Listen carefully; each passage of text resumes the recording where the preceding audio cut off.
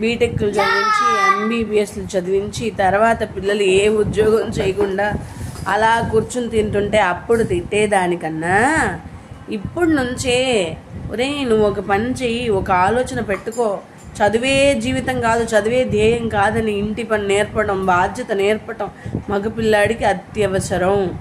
అలాగే ఆడపిల్లలకి కూడా. పిల్లలకి అన్ని కంఫర్ట్స్ చేతికి ఇచ్చేయకూడదు. ఏ వయసు నుంచి వాళ్ళకి బాధ్యత తెలియాలి.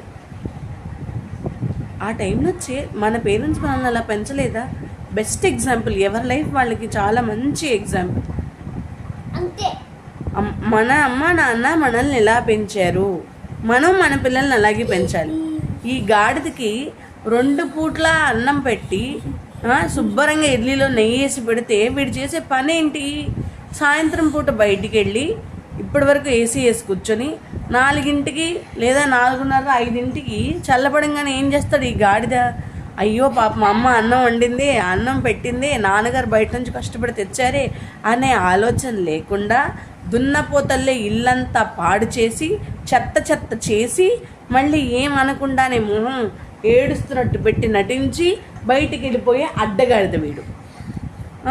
బయటికి వెళ్ళి కిందే కదమ్మా ఆడుకుంటున్నా, నేను నీకు కనిపిస్తున్నాను కదా, నేను చిన్నపిల్లాన్ని కదా, కొట్టకూడదు కదా అంటాడు ఈ గాడిదే.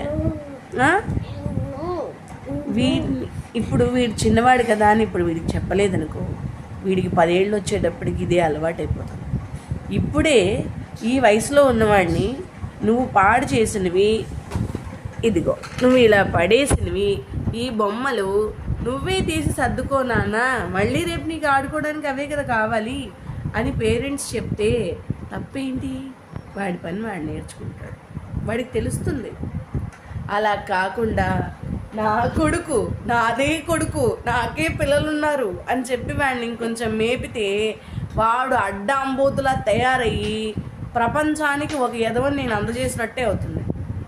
కాబట్టి ఎప్పుడు కూడా తల్లిదండ్రులు దయచేసి ఇట్లాంటి పనికి మాలిన పనులు చేయకండి, ఓకేనా? వాళ్ళ నాన్నగారు వచ్చినప్పుడు మాత్రం వాడు పండితుడు, ఇంట్లో చాలా చక్కగా కూర్చుంటాడు, నోట్లో మాటే రాదు.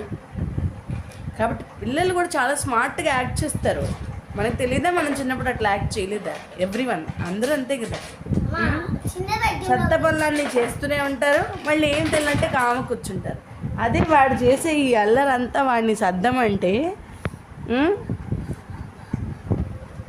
అలా వికృతంగా బిహేవ్ చేస్తాడు వాడు. ఇది గారాబం. ఈ గారాబం వల్ల ఎంతరో ఇప్పుడు వదిలేసి తర్వాత జీవితకాలం బాధపడిన పేరెంట్స్ చాలామంది.